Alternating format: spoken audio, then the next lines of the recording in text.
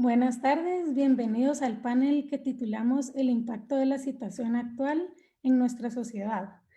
Para la misión del Instituto Fe y Libertad es muy importante analizar cómo afecta esta crisis del COVID-19, las decisiones que están tomando los gobernantes, el impacto económico y qué efectos tiene toda esta situación en las personas y en nuestra sociedad. Si tienen cualquier pregunta, por favor déjenlas en los comentarios. Al final de la presentación las vamos a plantear a los panelistas. Hoy nos acompañan tres catedráticos universitarios, Carol Ríos de Rodríguez, Jesús María Alvarado y Paul Boteo. Muchas gracias por estar con nosotros. Gracias. Carol, quien también es presidente fundador del Instituto Fe y Libertad y columnista, nos dará un punto de vista desde el Public Choice. Carol. Gracias, Jessica. Ahorita les comparto mi pantalla.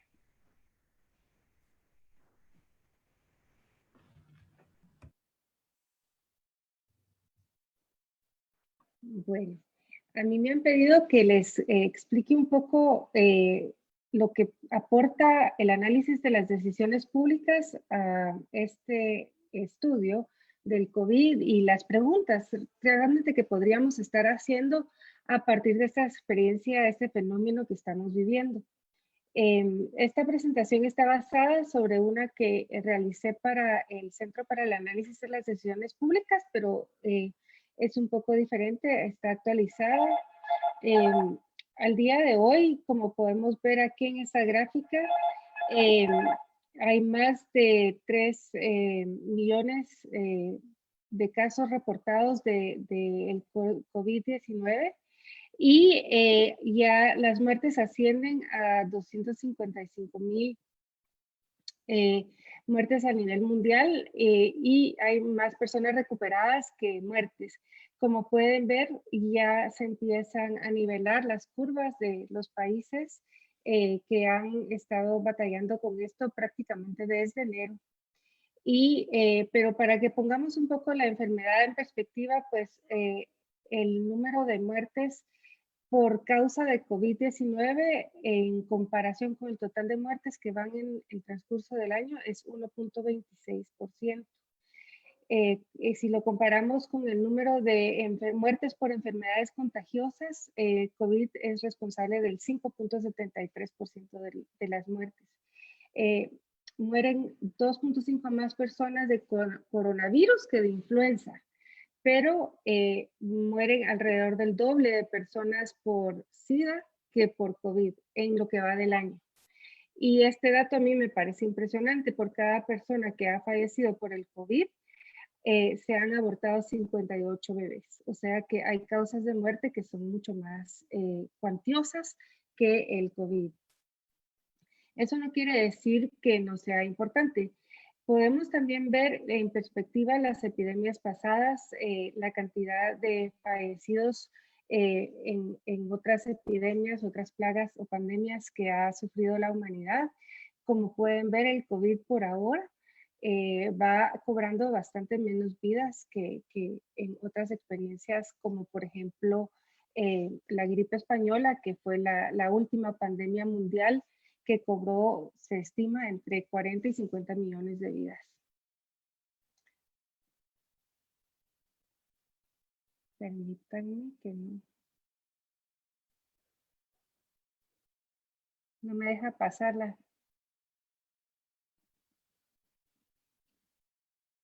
Ahí está. Perdón.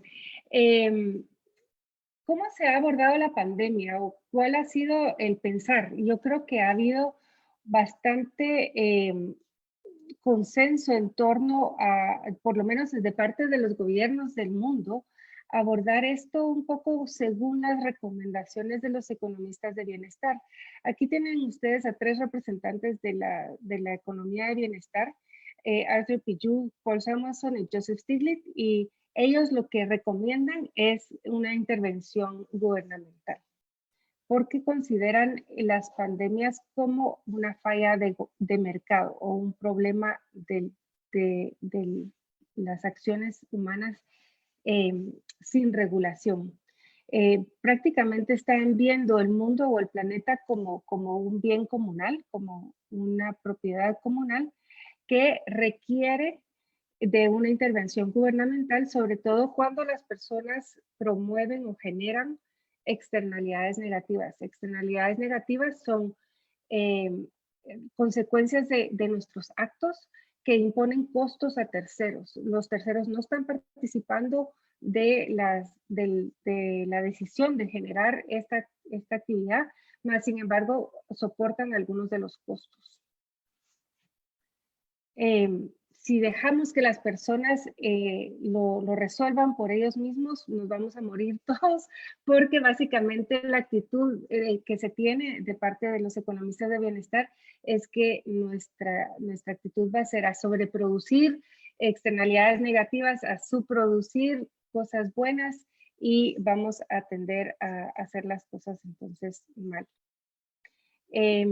Lo que pregunta el análisis de las decisiones públicas es, ¿será que el remedio es peor que la enfermedad? Es decir, es cierto que tal vez está fallando el mercado, puede ser, ¿verdad? Analicémoslo, pero si efectivamente hay una falla de mercado y las personas se están cuidando menos de lo que se deberían de cuidar o si están generando consecuencias negativas para sus compatriotas, ¿será que la intervención gubernamental de verdad va a sanar ese problema?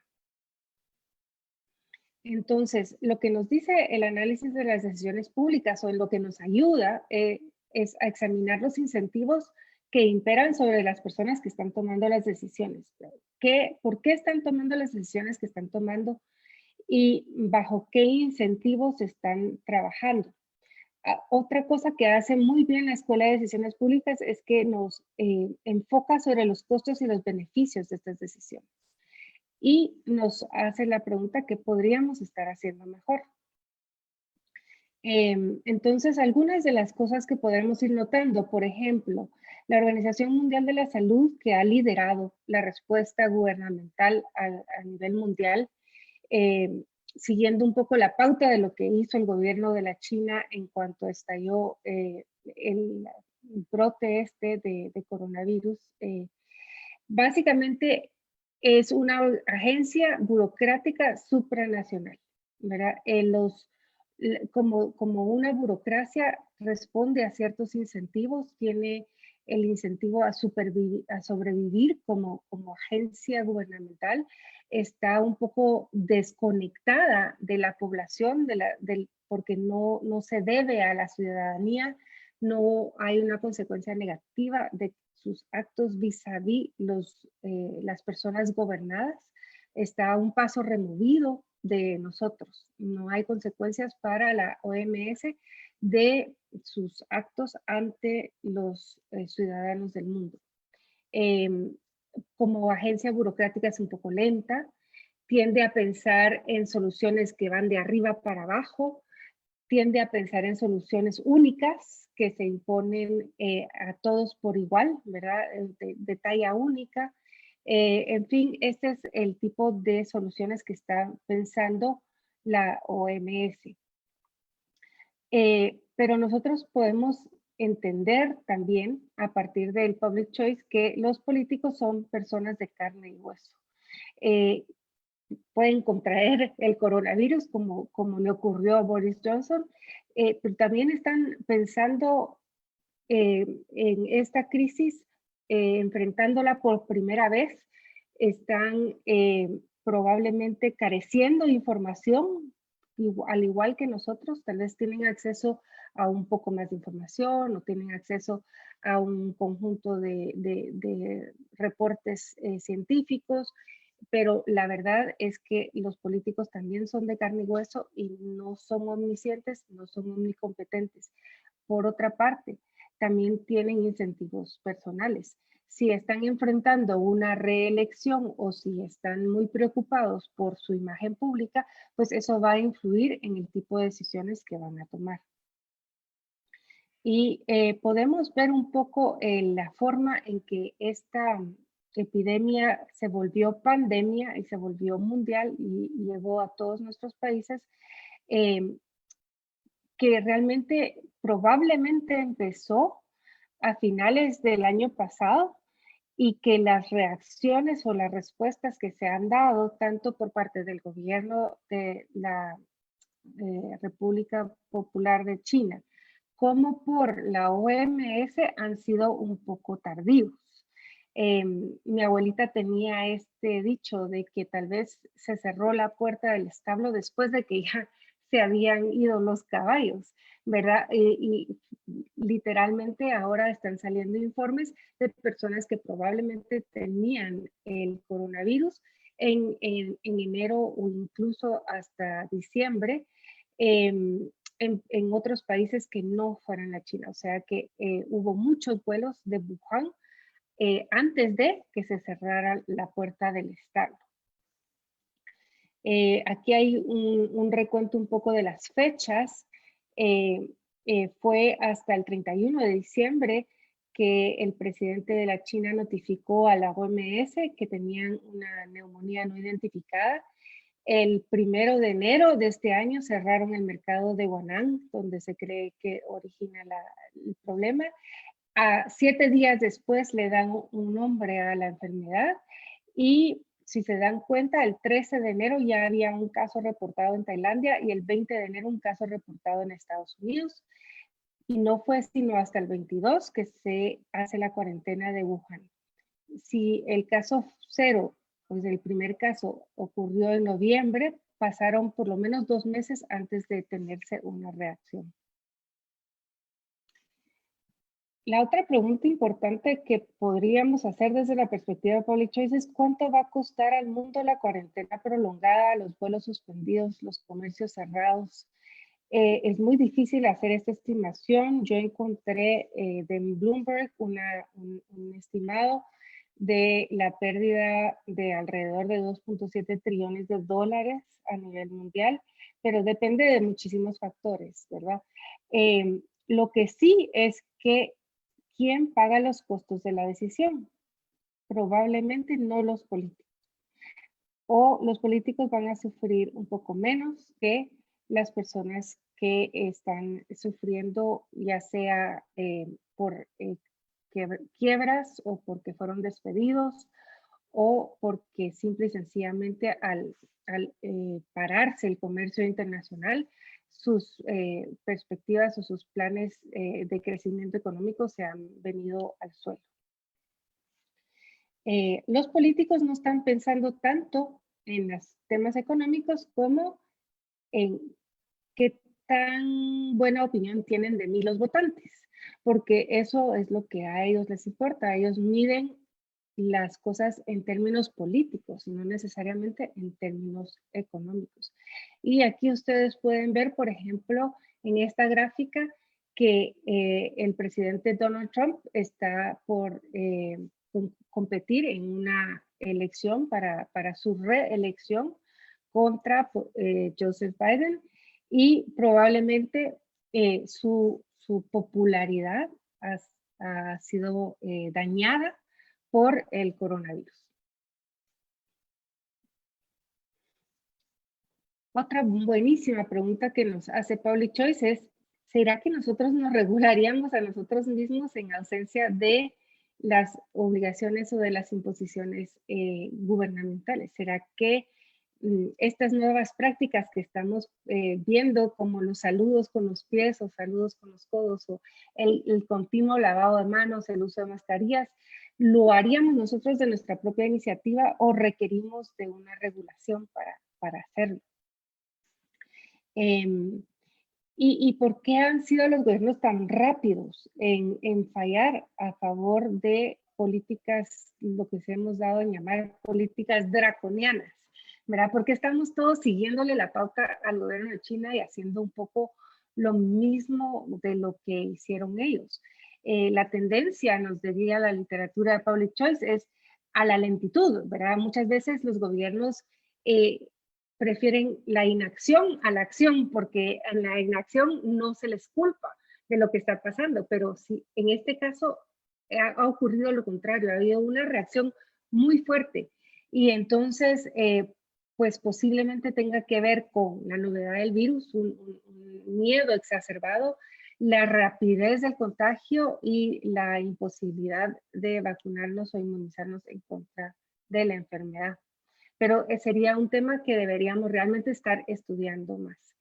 Los gobiernos están tratando de mandarnos señales de que están preocupados, ¿verdad? Y actos como, por ejemplo, seguir besando bebés, como en esta foto del presidente de México, López Obrador, o estas fotos de personas ya paseando en playas que han sido rehabilitadas, o personas reunidas en Bangladesh para una ceremonia religiosa.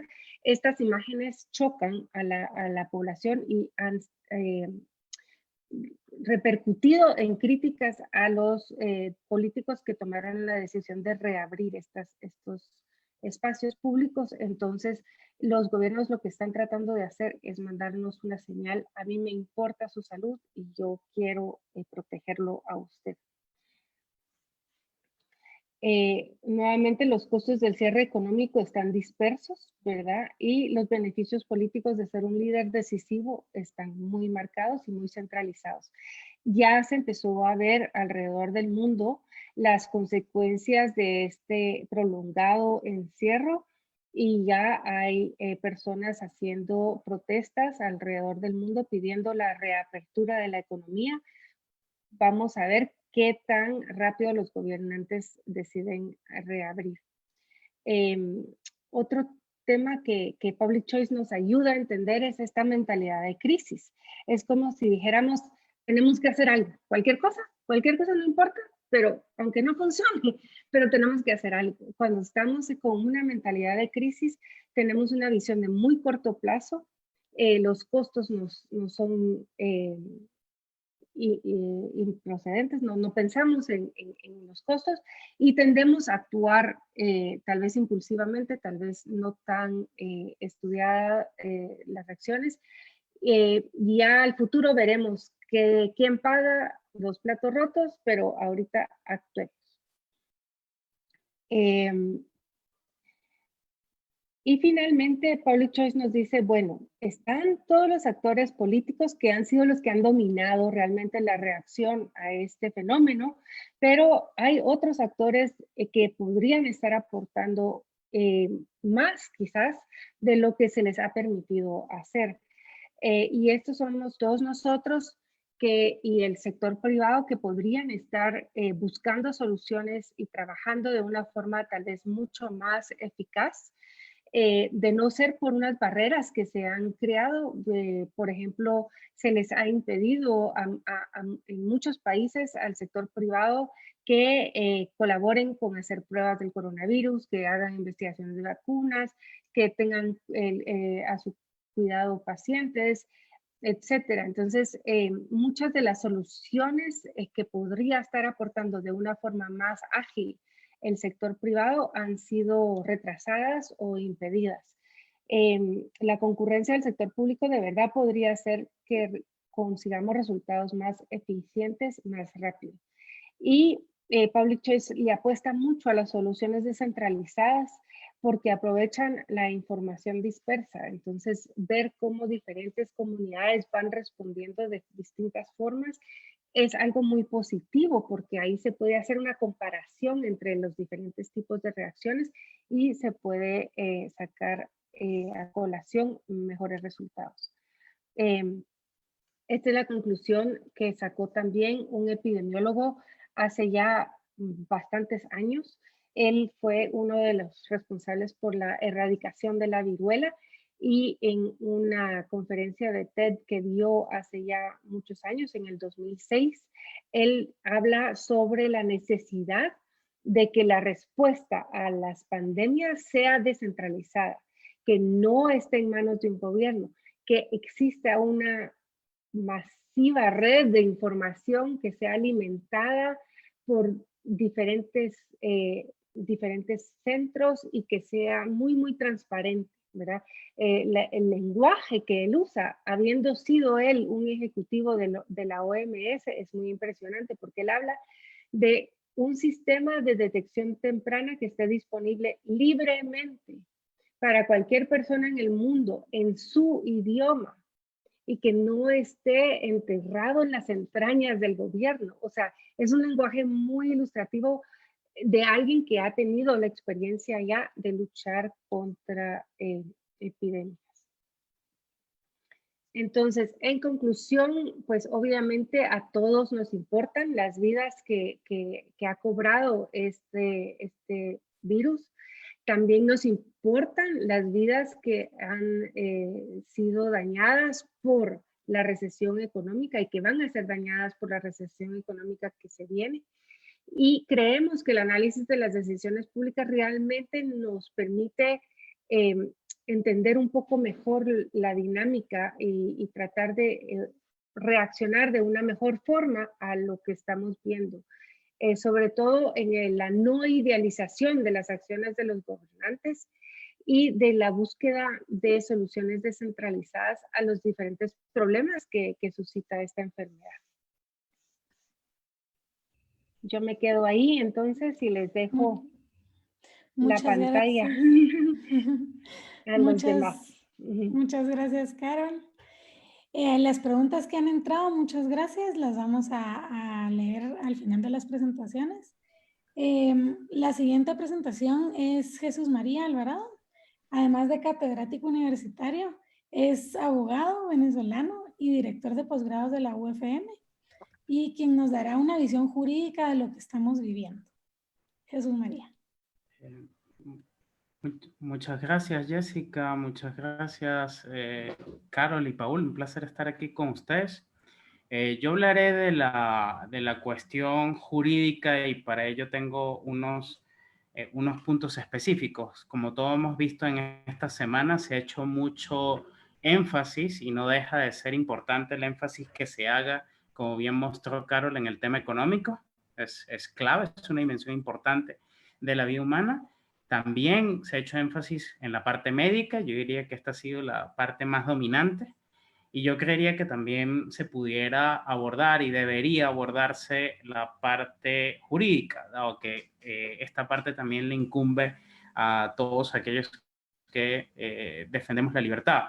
Yo diría que en este sentido, con el tema jurídico, parece que oscilamos en la discusión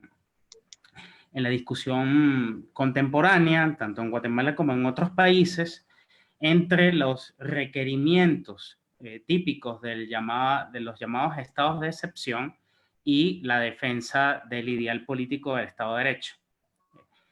Al respecto diré una cuestión. Es verdad que los estados de excepción están regulados en las constituciones en un intento de hacer compatible estados de excepción y Estado de Derecho. Y sabemos pues que en las constituciones al establecer, pensemos en el caso de Guatemala en su famoso capítulo de la limitación de los derechos constitucionales, ¿no? Permite que los estados puedan en determinadas circunstancias aplicar medidas para poder enfrentar una situación que denominaremos de excepción. En este sentido, el rule of law o el Estado de Derecho siempre está pensado para temas de normalidad y no la excepción, pero también sabemos que en la política hay momentos donde la excepción es relevante. Dicho eso, el estado de excepción no es una claudicación, al menos para el constitucionalismo, de los requerimientos del Estado de Derecho, y por tanto no pudiéramos hablar de que en una excepción, cualquiera que fuese esta, en este caso la pandemia del coronavirus, no autoriza a que nosotros coloquemos al Estado de Derecho en cuarentena.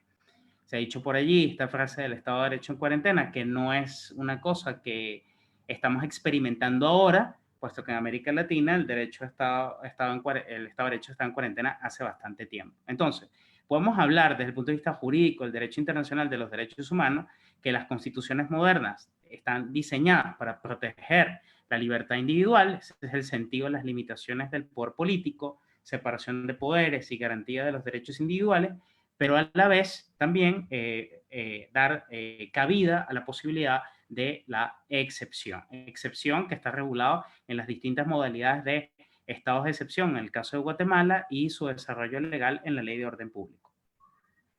En el caso de Guatemala específico, para acotar un poco algo que puede ser, que puede tener diferentes matices, si vemos derecho comparado, podemos ver que el desarrollo constitucional en cuanto se refiere al orden público está regulado en la llamada Ley Constitucional de Orden Público, que no solo es preconstitucional en cuanto a su contenido, sino que está pensada, en mi criterio, conforme a las llamadas doctrinas de seguridad nacional. Esto es algo que por lo general no se discute en los foros jurídicos. La Ley de Orden Público, en mi criterio, está bastante alejada de ciertos cánones de derechos humanos, de la Convención, del Pacto Internacional de Derechos Civiles y Políticos. Y conforme a esta regulación se han dictado el llamado estado de calamidad. Este estado de calamidad no ha sido impugnado, no se ha discutido sus posibles vicios de inconstitucionalidad, quizás, entre otras cosas, por el miedo que genera la pandemia y como todo miedo autoriza a entregar la libertad al poder político. Michael Ignatieff, un famoso escritor cuyo libro se reeditó el año pasado, pero es de hace bastante tiempo, un libro que se titula El mal menor, que yo lo recomiendo, se hace la siguiente pregunta. Dice, ¿hasta dónde puede operar la consideración de la seguridad pública para autorizar la violación de toda ley positiva? Pudiéramos hacer esta pregunta de la siguiente manera. ¿Hasta dónde puede operar la consideración de la salud pública para autorizar la violación de toda ley positiva?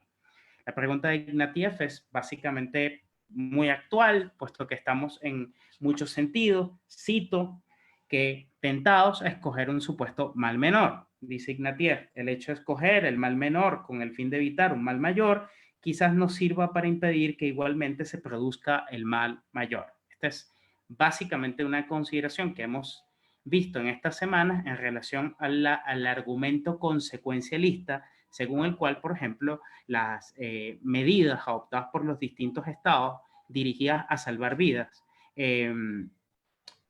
no pueden ser incorrectas si efectivamente logran su propósito. Esto es el tema que luego, a posteriori, vamos a ver si estas medidas son correctas o no. Otro tema con respecto al Estado de Derecho y al Estado de Excepción, que yo creo que es pertinente mencionar, ya he mencionado el tema de cómo el desarrollo constitucional de los estados de excepción se da a partir de la Ley de Orden Público. En el caso de Guatemala, y esta Ley de Orden Público tiene en su contenido vicios de inconstitucionalidad profunda, inspiradas en esta doctrina de seguridad nacional. También nosotros tenemos que pensar cuál es el sentido de un estado de excepción. Y sobre esto me parece que no se ha hecho una discusión profunda.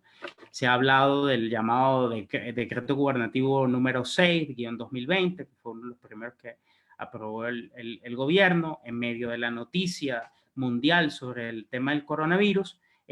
Y a diferencia de los Estados Unidos, en Guatemala, como en muchos países, en otros países ha sido mucho peor la ejecución de estos estados de excepción, por ejemplo en Venezuela, en mi país, no se puso en duda, se admitió la tesis central de que era necesaria el decreto de estado de excepción. Vale acotar que conforme al derecho constitucional, la primera pregunta que debe hacerse cuando se quiere apelar a una modalidad de estado de excepción es si el régimen legal ordinario es insuficiente para poder enfrentar la situación de que se trate. Esta es la pregunta de fondo cuando se quiere apelar a un estado de excepción. El régimen legal ordinario, es decir, todo lo que establece el orden jurídico positivo hasta este momento, es insuficiente para poder enfrentar la situación que en este caso es el coronavirus. Esta pregunta no se hace, tampoco se responde, pero se apela entonces a la necesidad del estado de excepción cuando nosotros podemos revisar, al menos, y esto es la discusión que no se ha dado, si no existen mecanismos ordinarios, un régimen legal ordinario que pueda hacer enfrentar la situación.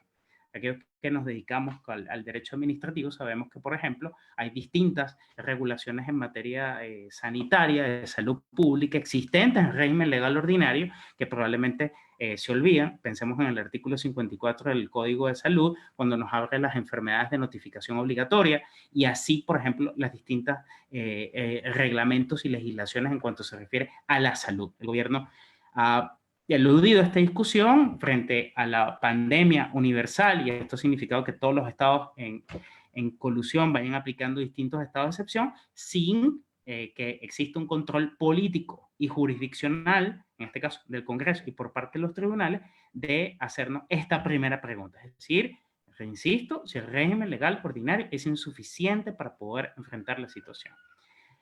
Luego, si examinamos el decreto número 6-2020, y esto pudiera extenderse mucho, pero tengo poco tiempo, uno pudiera ver que las llamadas medidas que establece el decreto gubernativo tienen contenido normativo. En tanto tienen contenido normativo, no son medidas que nosotros debemos tomar a la ligera. Si son medidas que deben tienen contenido normativo, sabemos que conforme al derecho constitucional contemporáneo, lo que valdría es pensar si estas medidas, por lo menos en el caso de ciertos sectores, por ejemplo de la economía, sobre todo en el sector privado, que es uno de los más afectados, no el único, pero el más afectado, hubiese requerido cierta participación ciudadana por parte de los actores para poder ver si era posible reducir el margen de daño que se le podía generar a la iniciativa privada. En lo que tengo conocimiento, esto no se dio, tampoco la legislación de Guatemala es muy favorable a este tipo de participación ciudadana en cuanto se refiere a los actos jurídicos normativos, y el decreto de estado de excepción y por tanto el decreto gubernativo adolece, por supuesto, de participación ciudadana y de la necesidad de contar con cierto feedback del sector privado cuyas medidas iban dirigidas también a ellos. En tal sentido, con cuanto a contenidos normativos, sabemos que además el control político por parte del Congreso, yo voy terminando, requería un trabajo político por parte de los diputados de efectivo control político como establece la Constitución. Me temo que esto no lo vimos de una manera profunda, no vimos ese debate, vimos muchas manos alzadas, pero no vimos un debate riguroso que responda a la necesidad de si era conveniente o no ese estado de excepción, y la huida hacia adelante de los diputados en cuanto a autorizarle al Ejecutivo las medidas que éste había solicitado. No, lo mismo se puede decir en el caso de los tribunales, por lo general bastante activistas en otros temas, bastante silentes en cuanto a en lo que se refiere a los controles políticos que establece controles políticos y jurisdiccionales que establece la Constitución. No dejo de mencionar que quizás en todo esto, en lo que se refiere a los controles jurisdiccionales, hay un tema tabú en lo que se refiere a la discusión jurídico-constitucional en Guatemala, que es la tesis según la cual la ley de orden público, al ser una de las leyes constitucionales, entonces se entiende como si fuese parte material del propio texto de la Constitución o algo por el estilo. Cuando se trata de una ley que se denomina constitucional solamente por el tipo normativo y que esto significa el desarrollo de lo que se refiere a las garantías que van a ser reguladas y los derechos que van a ser regulados cuando se dé una excepción cualquiera. La consecuencia ineluctable de esta visión, según la cual las leyes constitucionales son intocables, es precisamente la tesis que ha sostenido la Corte de Constitucionalidad, de que prácticamente no puede haber vicios de inconstitucionalidad en la ley de orden público y por tanto tenemos unas regulaciones en las leyes de orden público que atentan flagrantemente contra ciertos principios constitucionales de la Constitución del 85, pero también de tratados internacionales en materia de derechos humanos. Léase la Convención, léase el Pacto Internacional de Derechos Civiles y Políticos, entre otros. Yo diría como colofón final que, dado que yo creería que es un tema que pudiéramos entrar a sutilezas técnicas, de artículo por artículo, temas específicos, les invitaría a todos los estudiantes, tanto sean economistas, abogados o lo que fuese, a prestar atención entonces allá al elemento normativo, al elemento jurídico, de si ha sido conveniente, si ha sido constitucional, si ha sido compatible con los derechos humanos, las formas en que se han restringido los derechos constitucionales durante la pandemia, tanto en el caso del país como en otros países donde los estados han visto una oportunidad, como se ha dicho tantas veces, de aprovechar la excepción y suspender el ordenamiento jurídico para generar una especie de lógica de expansión del poder político que no se va a agotar cuando finalice la excepción, sino que se va a profundizar a posteriori. Bueno, lo dejo hasta aquí para respetar el tiempo y muchas gracias. Muchas gracias, Jesús María. Gracias por la pregunta, Diego. La plantearemos después. Paul es economista, catedrático universitario y director ejecutivo de la Fundación Libertad y Desarrollo. Y Paul nos dará un análisis desde la perspectiva económica. Paul, tenés la palabra. Muchas gracias, Jessica. Voy a presentar o compartir esta presentación con ustedes. Creo que tengo 10, 12 minutos, así que voy a tratar de aprovechar el tiempo. Bueno, la gran pregunta, digamos, que existe en la comunidad de economistas es ya no si habrá recesión o no, sino cuán intensa va a ser y cuánto tiempo va a durar. Esas son las preguntas, digamos, que hoy se están haciendo. Y para eso, yo quisiera compartirles algunos datos que han venido surgiendo, digamos, en estas últimas semanas de la economía de Estados Unidos y algunas más, para ir tratando, digamos, de ver el nivel de impacto que pueda tener. En primer lugar, tenemos aquí la tasa de desempleo en Estados Unidos. Esta es una tasa de desempleo. Aquí está básicamente la serie completa de la tasa de desempleo en Estados Unidos desde que se registra de forma regular. Si ustedes se dan cuenta, empieza en enero de 1948. Así es como inicia esta serie. Y luego, pues, se extiende hasta marzo del año pasado, de este año, perdón, hasta el mes de marzo. Y luego, esta línea que ustedes ven acá es una proyección de la tasa de desempleo que se espera que sea reportado en el mes de abril.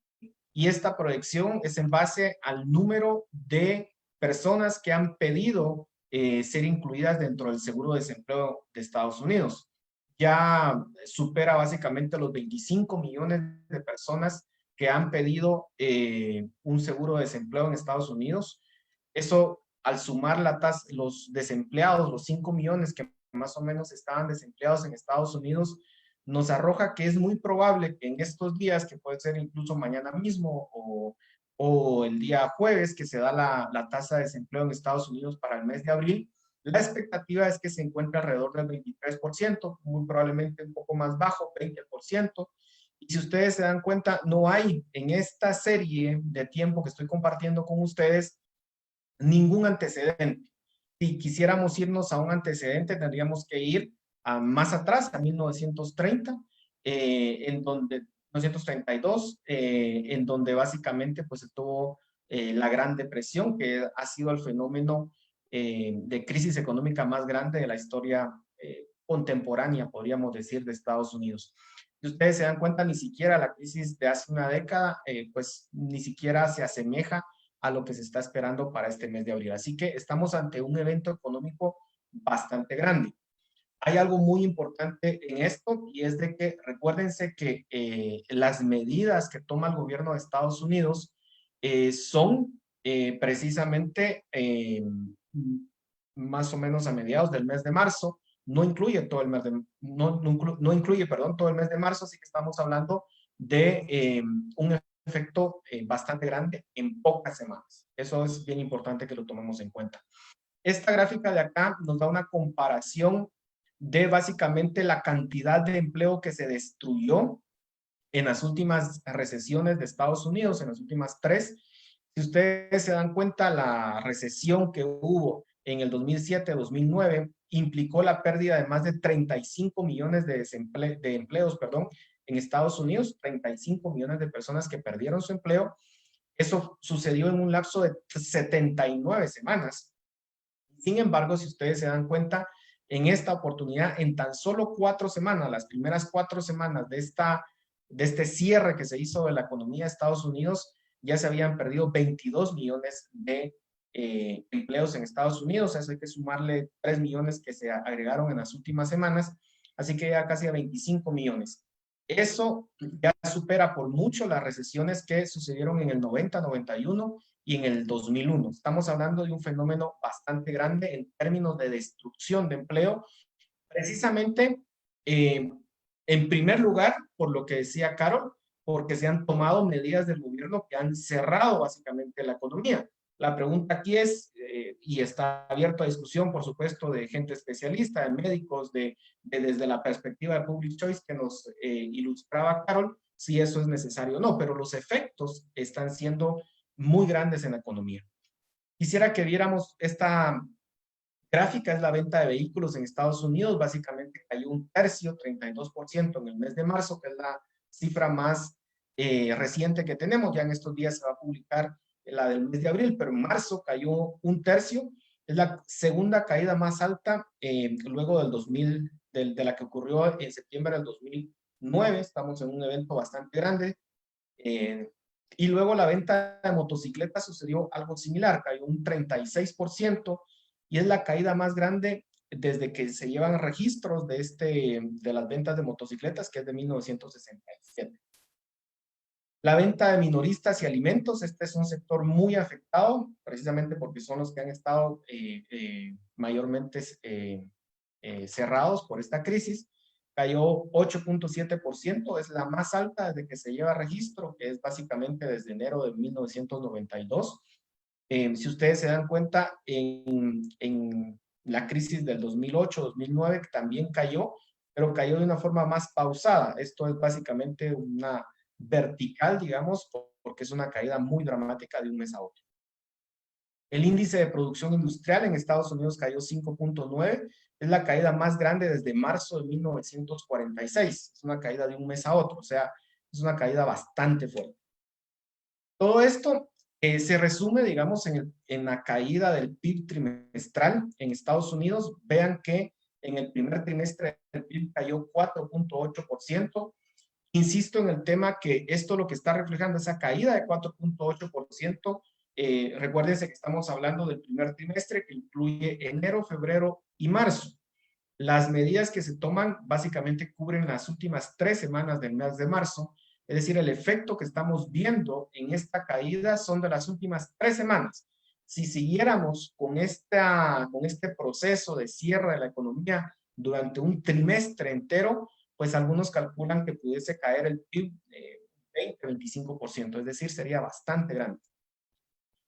¿Qué es lo que tenemos? Bueno, aquí lo que ustedes tienen son las proyecciones del FMI de la caída de la economía en 2020 para este año versus la caída que hubo en el 2009, la que efectivamente se registró. Quisiera que ustedes vieran que en el 2009 la economía mundial cayó 0.1%, en esta ocasión está cayendo o se espera que caiga un 3%. En aquella ocasión la economía de Estados Unidos cayó 2.5%, en esta oportunidad se espera que caiga 5.9%. La eurozona cayó 4.5% en esta ocasión se espera que caiga 7.7%. Es decir, estamos ante una caída de la economía sumamente grande. La crisis que se está provocando es mucho más grande que la que se pudo haber vivido en el 2009. ¿Cómo queda Guatemala en esta situación? Bueno, nosotros aquí tenemos un inconveniente, es básicamente que las cifras de la economía vienen saliendo o publicando con mucho retraso. Nosotros, por ejemplo, no tenemos todavía cuál es el resultado del primer trimestre de la economía para este año. El PIB del primer trimestre no lo tenemos calculado, posiblemente vaya a salir unos meses después. Entonces, tenemos que buscar datos que nos vayan indicando cómo vamos. El primer dato más alarmante es el de la recaudación fiscal del primer trimestre.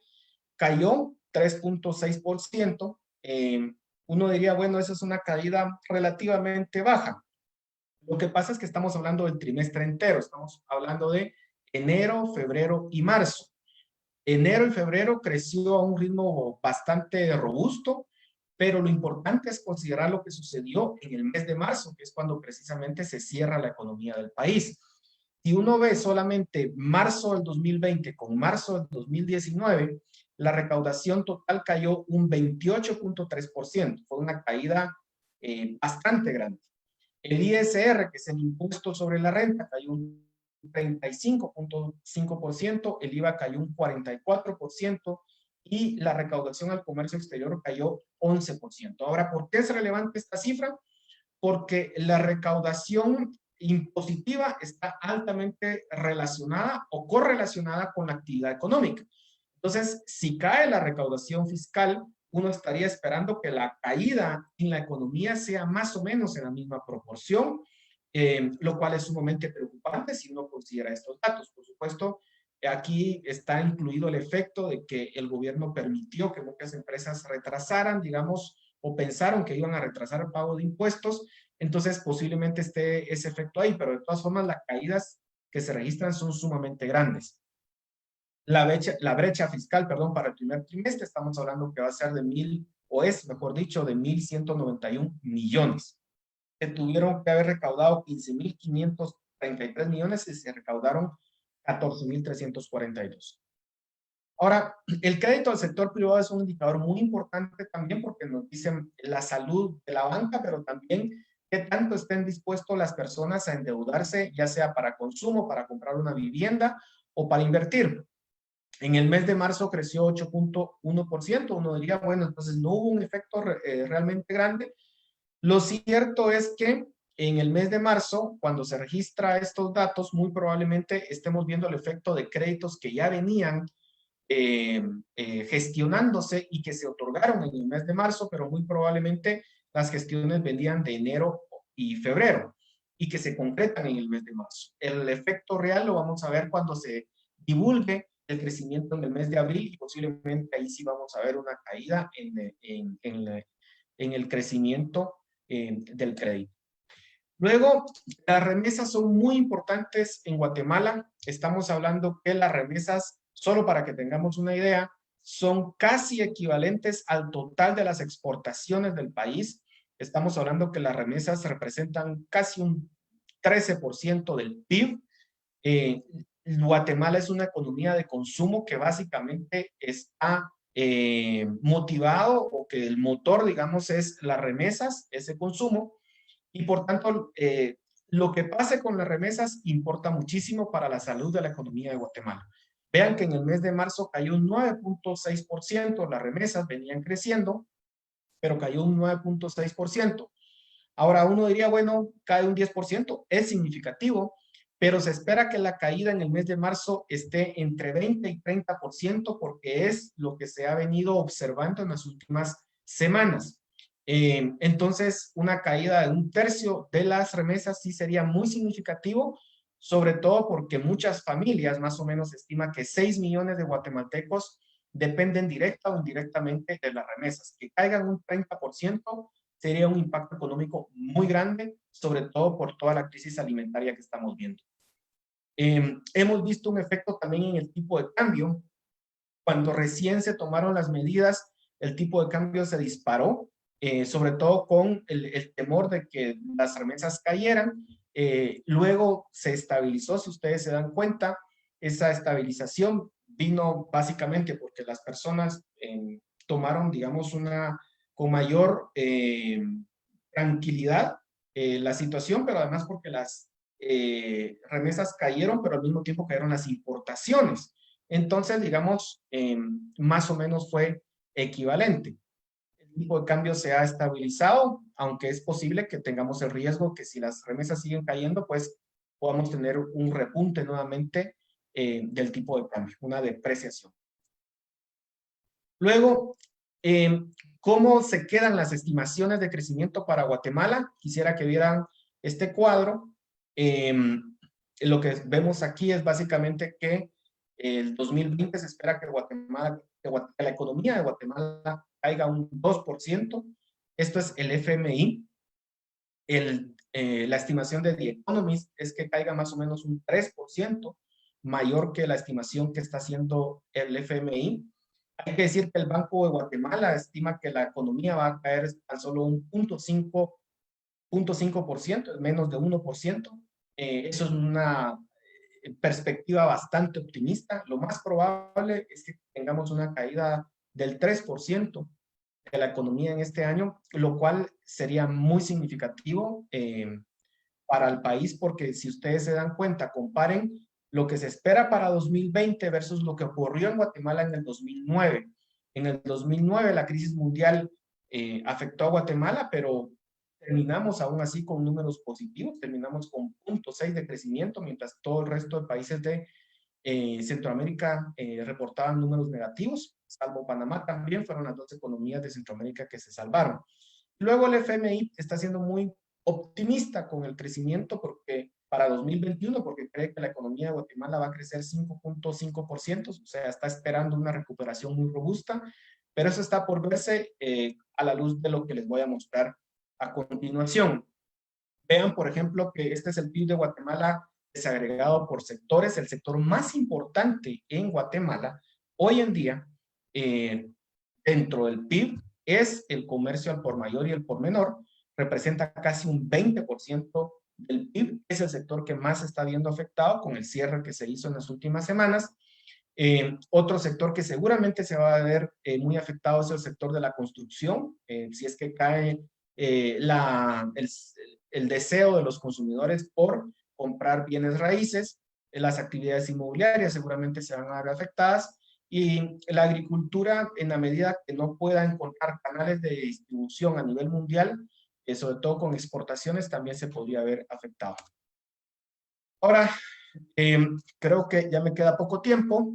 Aquí solo quisiera hacer dos observaciones. Una, el gasto de consumo de las personas. Este es el PIB medido por el consumo. Esto es lo que sucedió en 2009. Quisiera que vieran que el consumo de las personas en el 2009 cayó 0.3%. Eso fue relativamente bajo si se considera que las remesas cayeron un 10% en esa oportunidad. Entonces, en esta oportunidad se esperaría que caiga un poco más, porque la caída de las remesas estarían cayendo casi un 30%. Una de las preguntas más importantes es ¿cuánto tiempo va a durar esta crisis? Hay personas que creen que la recuperación va a ser rápida. Eso sería básicamente una recuperación en V, en donde cae fuertemente la actividad económica, pero luego se recupera. Una recuperación en U sería, pues, tardaríamos más tiempo en esta situación de caída de la economía, pero luego nos recuperamos. Y luego una L sería sumamente dramático para nosotros porque cae, pero no se recupera. Si ustedes se dan cuenta, la mayoría cree que la recuperación va a ser en forma de V o en forma de U.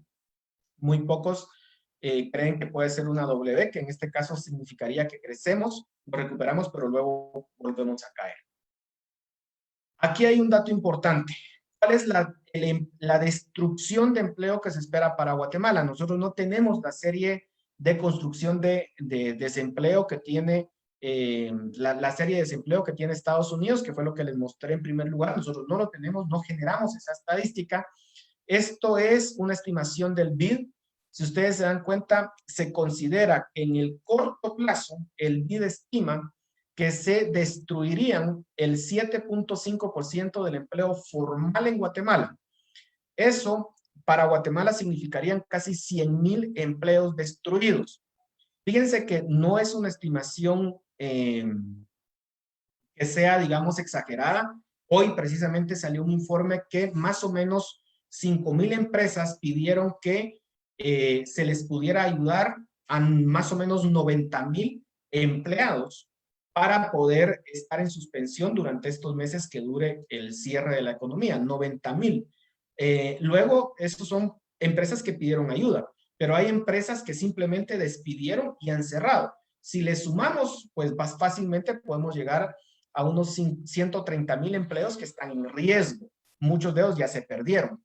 Pero aquí está el dato más dramático. Si esto empeora, si la situación económica realmente llegamos a puntos muy graves, se esperaría que se pierda el 21% del empleo en el caso de Guatemala. Eso significaría la destrucción de 300,000 empleos formales. Eso es un drama para Guatemala, porque de las cosas más escasas en Guatemala es el empleo formal. La mayor parte de las personas están en la informalidad. Y la pérdida de los empleos informales también sería importante.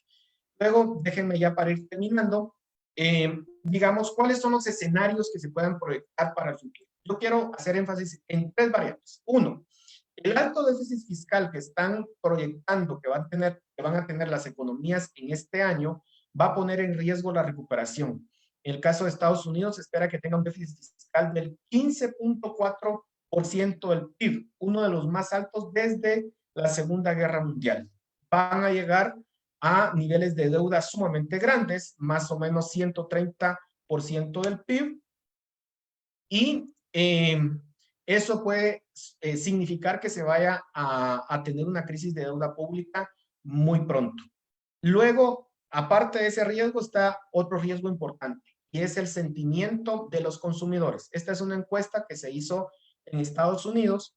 Ya no me queda mucho tiempo para explicarla, pero lo que nos está diciendo esta encuesta es básicamente esto. Cuando una vez la economía se reactive, los consumidores no están con el ánimo, la mayoría, de regresar a consumir. Y eso va a significar que la demanda que enfrenten las empresas va a ser relativamente baja. Y un tercer factor, que son básicamente esto que escribí acá, ya hablamos de la confianza de los consumidores y de los inversionistas, la probabilidad de crisis en finanzas públicas, y la última, la duración del virus. Si tenemos una segunda o tercera ola, muy probablemente vamos a tener una recuperación muy lenta y una crisis más prolongada con mayor destrucción de empleo. Aquí me quedo porque creo que ya se me terminó el tiempo, así que muchas gracias.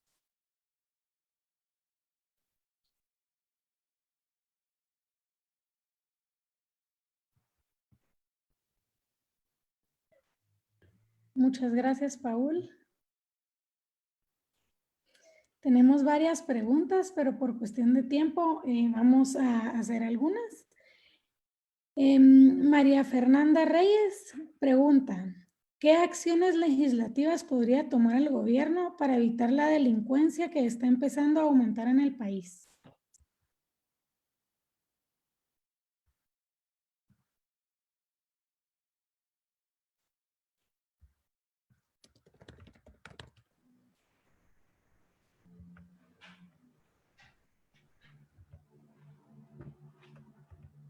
¿Se escuchó mi pregunta?